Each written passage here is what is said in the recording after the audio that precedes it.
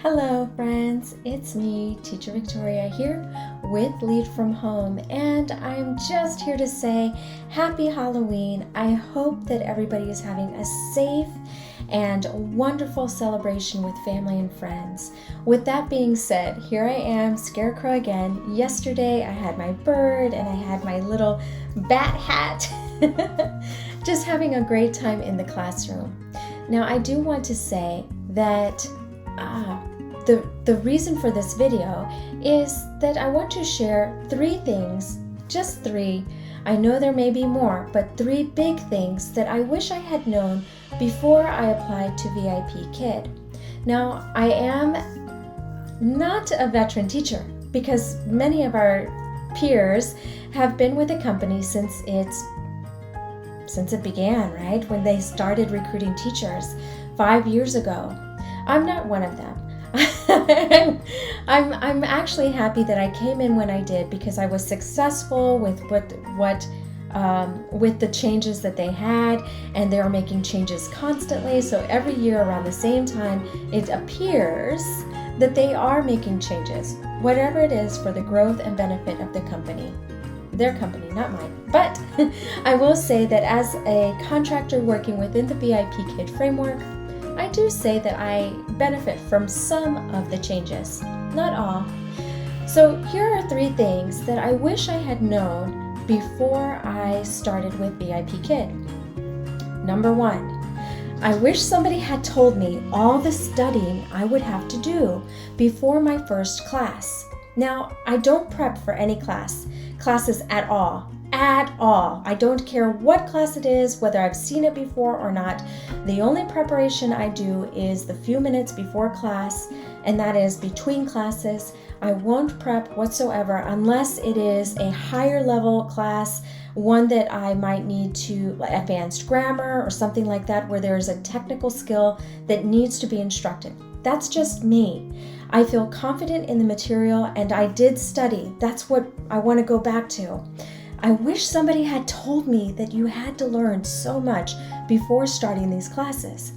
Now, I did a lot of work before I even got into the classroom.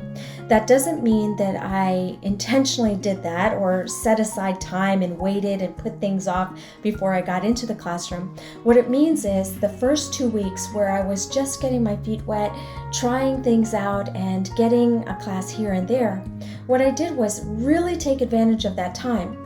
I remember when I first started, I had a binder about that big, PDF files, really critical or collegiate level research articles, all on things that I had no idea about. They were all education related, and as you all know, I am a non-traditional teacher and I have spent time in the classroom, but the majority of my working experience is with social services and behavioral health.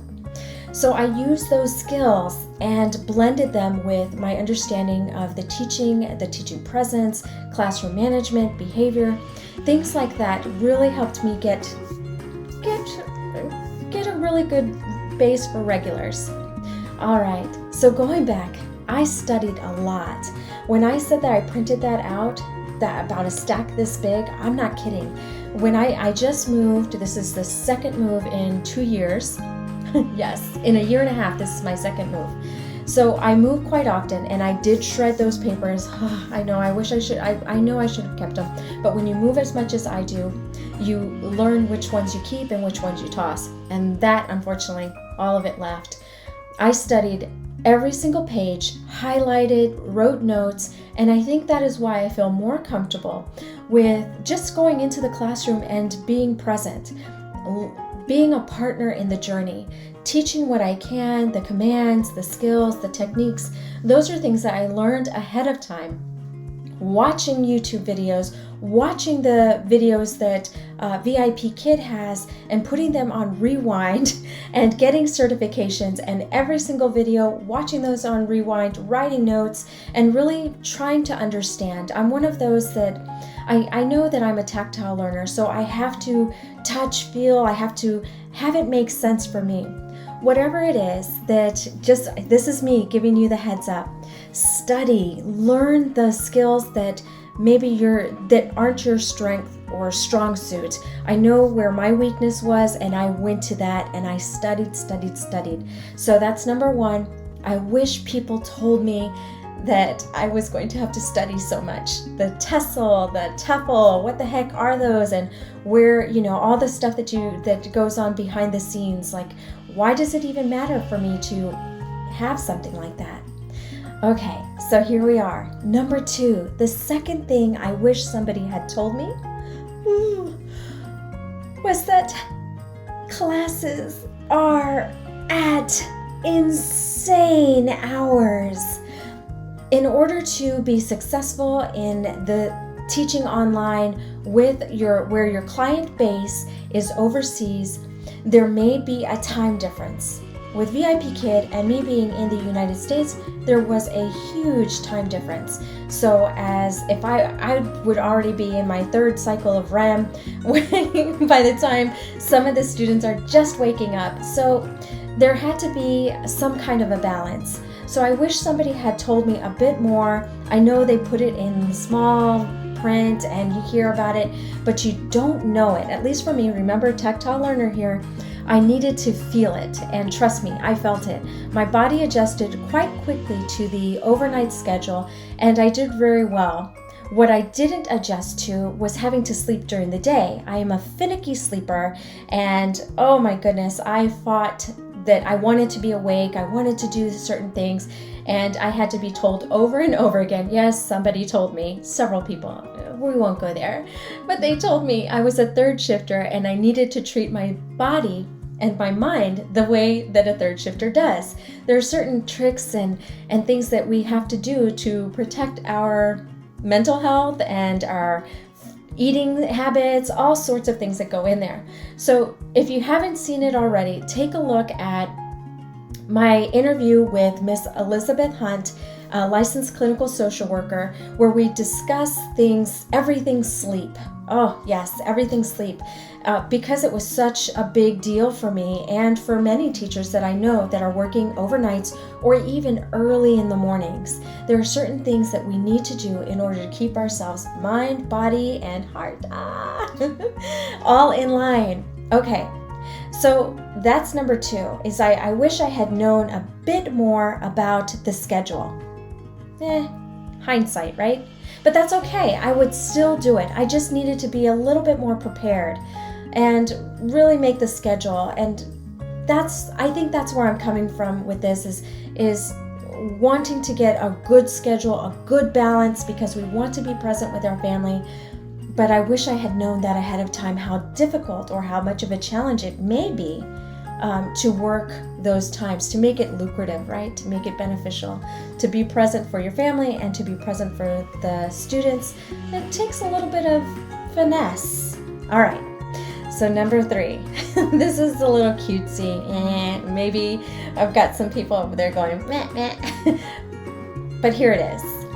No one told me that, and maybe I should have known, I count it for my little scarecrow here, but no one told me how rewarding being an online VIPKid teacher would be. Sometimes there are no words, but I know that every single day, after a few classes, every single day, there is at least 2 or 3 moments. I live by moments, moment to moment, and there are 2 or 3 moments that just stand out, and I'm so excited. And I talk about this periodically in some of the videos, where a student they get it. The light bulb goes off, and you're just you get excited. You celebrate. I know I do a silent cheer. I do clapping. I know I do lots of different things to praise the student, because that's really what we're there for. We're there to guide them, not really instruct. They do a lot of the learning on their own.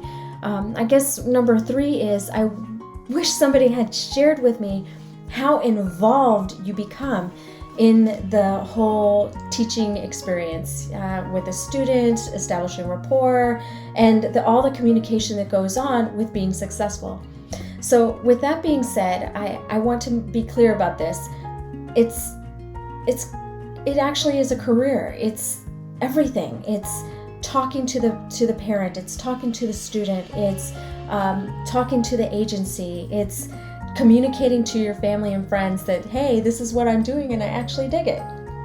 And really taking those rewards, those milestones that your students may be reaching, whatever it is, I think those are so incredibly rewarding, touching, and to be a part of that, like, just, this is one thing that I carried with me from behavioral health. The student chooses you. The consumer chooses you. It is such a privilege to be invited into the student's home. Even though we're online, we are getting a glimpse of who they are, their personality and everything. And I just can't tell you how rewarding that is. It's such a great feeling. So that's number 3. I wish somebody had told me how rewarding it would be in this way. the hard way, right? All right, so those are my top 3 things. There are others, but for now, let's keep it to 3.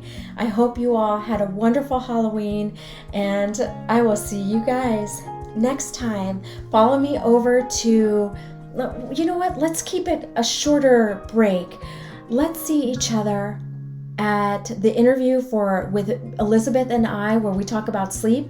And on Sunday, we go live with teacher Monica, and she's going to share with us her journey on wellness, spirituality, and maintaining a positive outlook during this time of social distancing. We're going to hear about her 1-year journey and all this excellent success. I just can't share enough of how thrilled I am with being a part of her journey as well. I'm like her silent cheerleader. All right, see you guys there. Bye.